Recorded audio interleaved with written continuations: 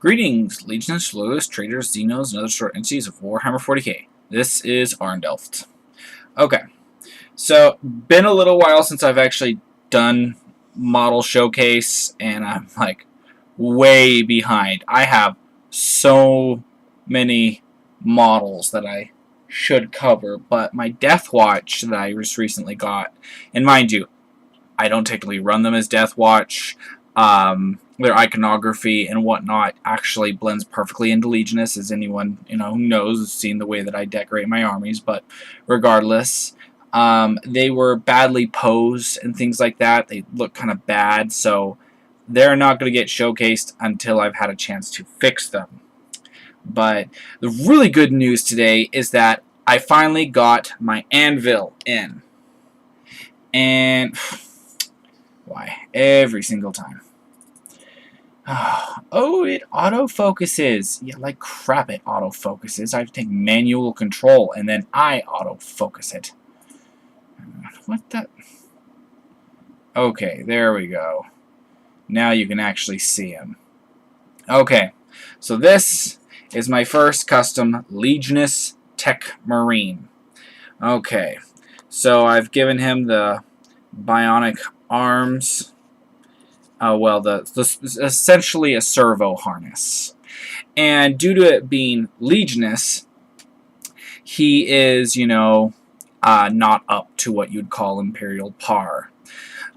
He doesn't have the servo arms coming directly out of his backpack. It's off of the device attached to the back of his power pack.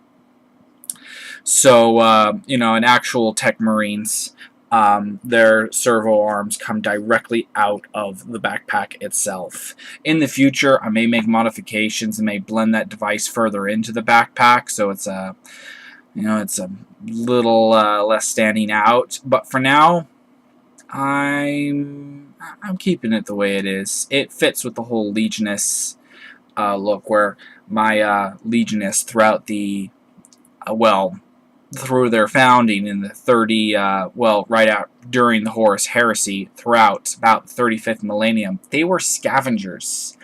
They went everywhere and did everything they could to salvage whatever they could to build themselves up, because for goodness sakes, they did not have any contacts with Forge Worlds and other things like that, and not limited to the Imperial Creed, and hating chaos.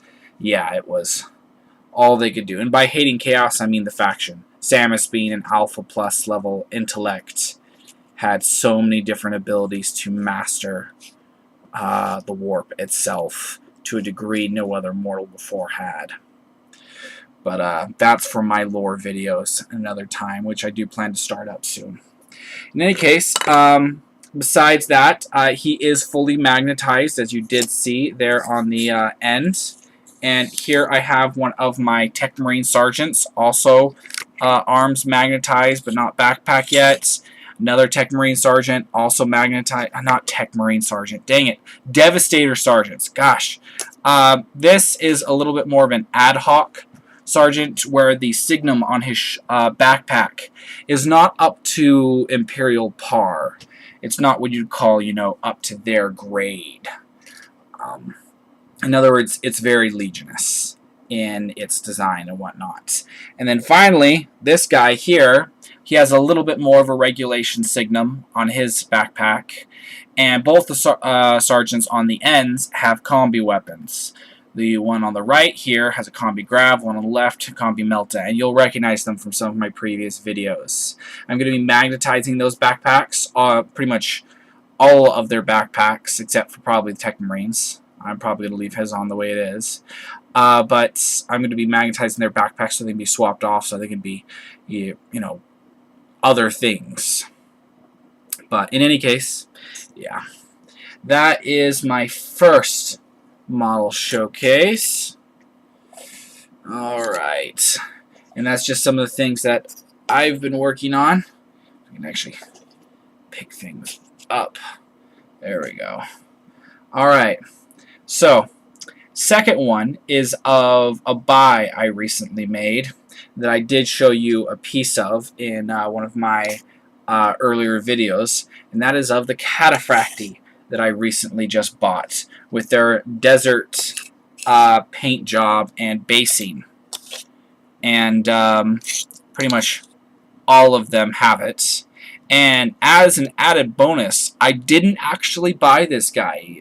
Well, at least I didn't intend to. I suppose he didn't think he was going to sell him otherwise, so he just gave him to me. Otherwise, it was a mistake. But I got this guy added in, and he is a captain in Cataphract armor due to his combi melta. But I found out just how good Cataphract are. I can't wait to try them out in actual combat. Whether or not I'm going to keep these guys with their paint jobs, I don't know. It does match that whole Legionist, you know, camouflage. They didn't flaunt their colors to begin with. Through the 30th to 35th millennium, they were a lot about camouflage, blending in, things like that. Everything they could. It was later on, after those millenniums, that they started to actually display heraldry and say, you know, here we are, that kind of thing. So I think, especially since Cataphract is, as far as I know, a little bit of an older style tech, I might be keeping these guys just the way they are. So, but that's just a thought process for the future. In any case, alright. So, moving on.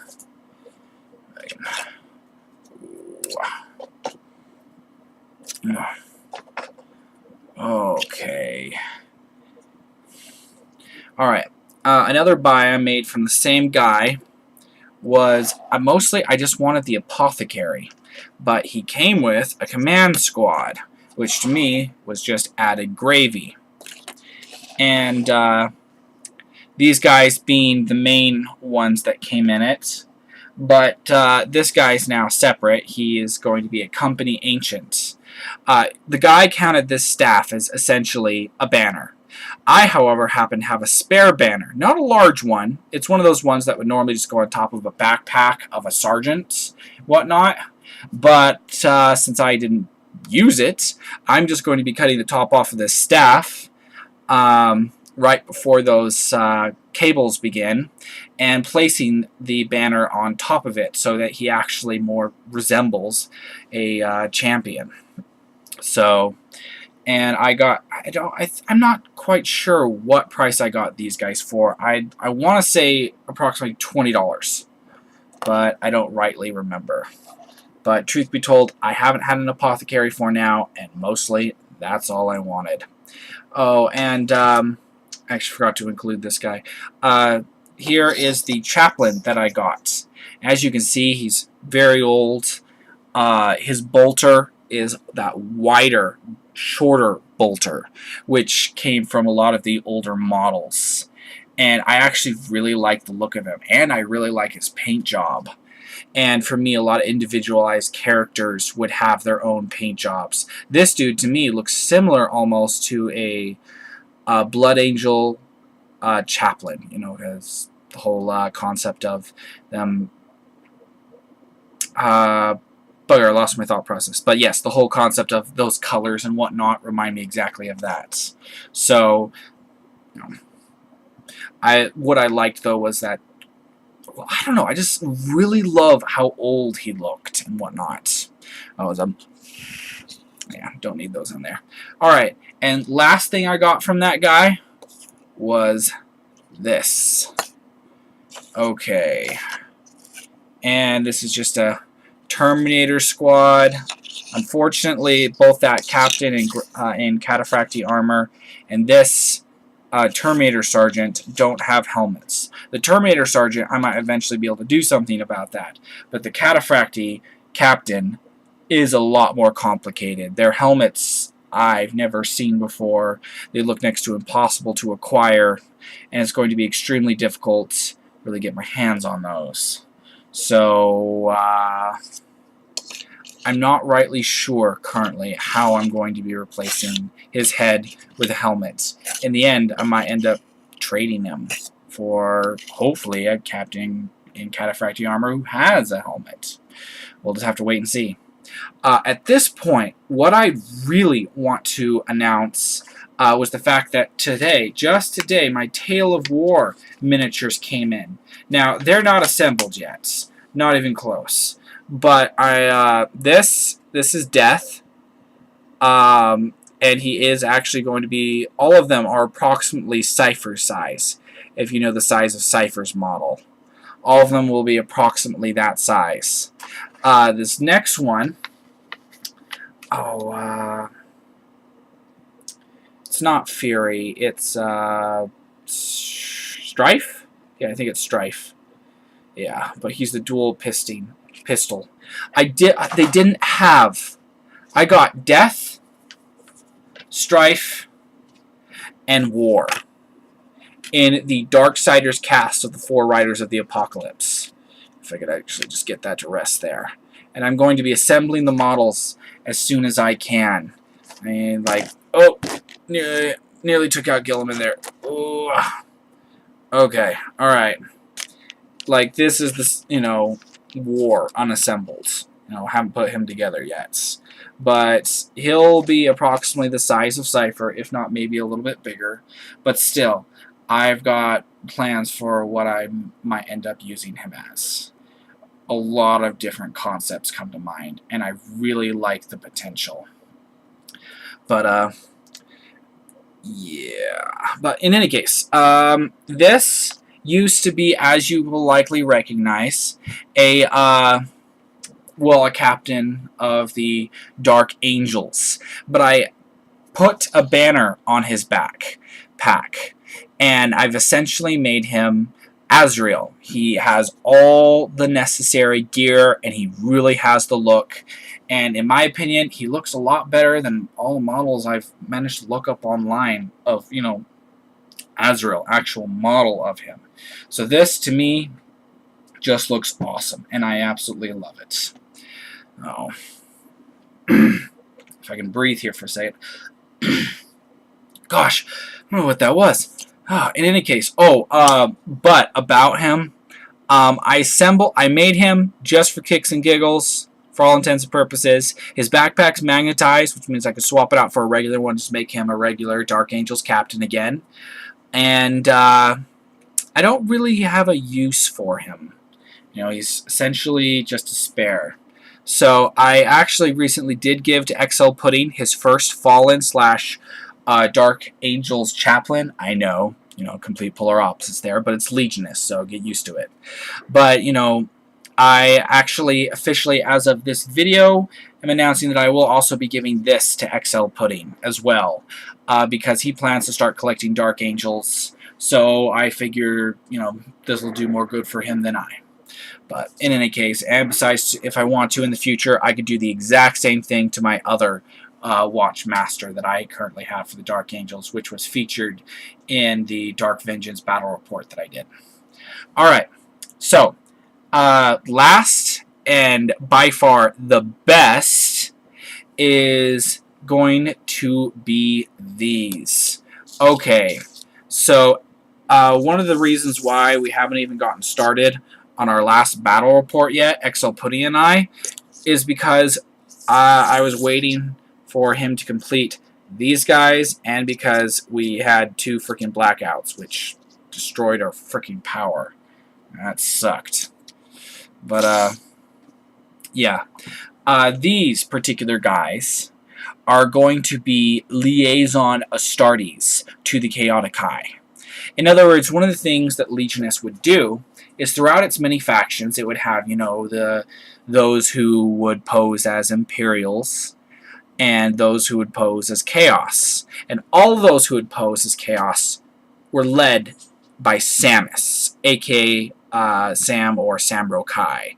But there were sometimes those from the regular, well, I don't want to say regular, but Legionists that would be sent over as liaisons to the Chaotic Eye and would take up their colors over time as tribute to them, because they grew to respect the Chaotic Eye so much that they took up their heraldry and colors and whatnot. These particular guys were those who took up the heraldry of the Dark Angels, due to whether or not they simply were ancestors of, well, I don't want to say ancestors, but were trained by those who were Dark Angels previously, or took up the gene seed of Dark Angels, that kind of thing, and then were assigned as liaison to Chaotic Eye and eventually took up their colors in honor of the Chaotic Eye.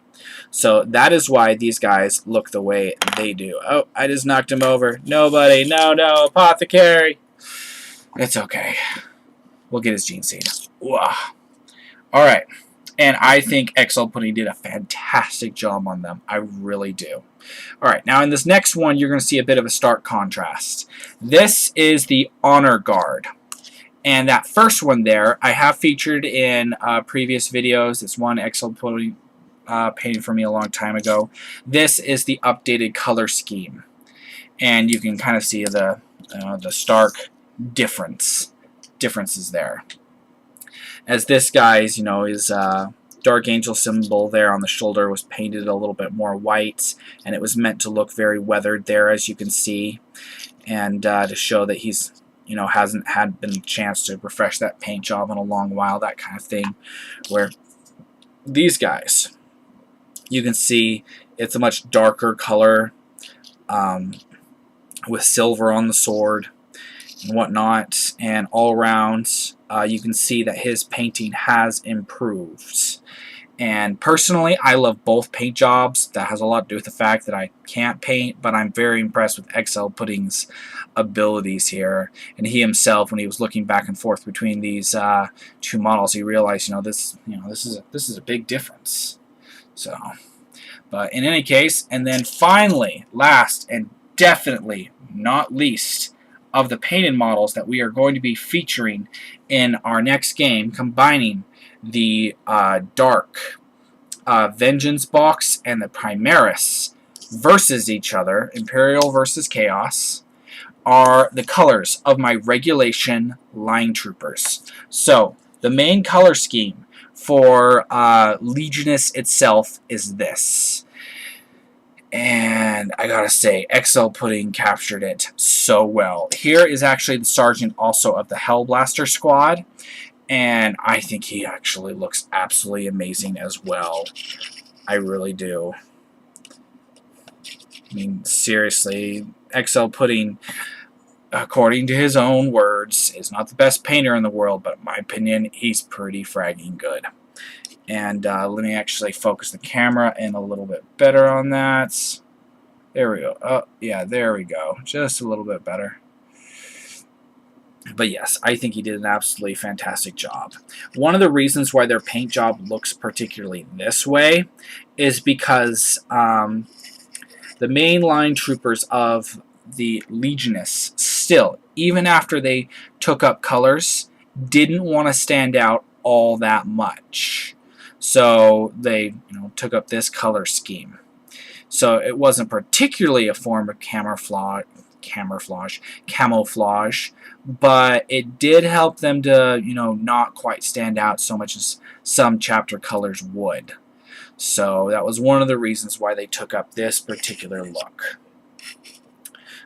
It does have striking resemblance to Raven Guard, of course. Me, myself, being a huge fan of the Raven Guard. Now, the last model, and without any doubt whatsoever, far from the least, is the Sergeant. This Sergeant here, XL Pudding, in my opinion, went above and beyond in making him look absolutely awesome. And he did this work in shorter time than he has almost any other. And in my opinion, it's one of his best pieces. And this is going to be my Dark Angel Sergeant. He is actually the same Sergeant you saw before in the Dark Vengeance box. If you haven't gone and seen that video, I will post a link at the end of the video or in the description, and you can go and watch it. But the Sergeant I had of that squad, he didn't even have a backpack then. I don't even think he had his plasma pistol, and he was not even fully stripped. And then XL Pudding finished stripping him for me, and then made this absolutely awesome paint job. which I could hardly be more impressed with. And then right there on the back, this whole deal going on here, it looks amazing. And then right down here, I know the lighting isn't exactly the best. I do apologize for that. Still working on finding a way of improving my lighting. But this is currently what I've got for the time being. But yeah, it's just so doggone awesome. And then of course down there at the very bottom of the backpack is the well, an eye, and that eye is in the resemblance of the Death Watch. But regardless, he is showing that indeed he is Legionist and that he hails back to them, and it's to whom he belongs. So, and personally, I absolutely love the way this guy turned out. He is magnetized. His arms and his backpack are detachable. I wanted to be able to make it so that he could switch to being an assault marine with little trouble. And I did get 5 more assault packs from Anvil today, one of which I've given to XL Pudding for his Dark Angels Chaplain as a so he can magnetize it for him. But the other 4, I'm going to be magnetizing them once I get more magnets, and it'll provide me with a larger variety of being able to deploy assault class troops. Yeah. In any case, XL Pudding and I plan on beginning to actually film our next battle report of Primaris and Dark Vengeance. Well, yeah, the Dark Imperium and the Dark Vengeance boxes combined, Imperial versus Chaos. And, we're kind of trying to keep how we think it's going to turn out sort of in reserve. I myself think it could go either way, but there's, since the Primaris pretty much, held their own versus Nurgle, and due to the circumstances only lost that way, and the Dark Vengeance box, the Crimson Slaughter got dominated by the Dark Angels, I think it's going to be really tough for XL Pudding to be able to pull out of this one. He's coming up a steep climb, but what you got to remember is he is outclassed in points and power level, so that's one important thing to remember. He is fighting an uphill battle in just about every way, I think, but who knows? It could surprise us. The Nurgle combined with the Crimson Slaughter could have an unexpected outcome. I personally hope the Crimson Slaughter's official rules are released soon, because it could give them a huge advantage that we could actually put into our game and show that off. So, don't know. No promises there. We'll just have to wait and see. But those are just a few of my thoughts. Who knows how accurate any of them will prove to be. As they say, any plan, every plan, no matter how well planned, never survives first contact with the enemy. So we're just going to have to see how that turns out.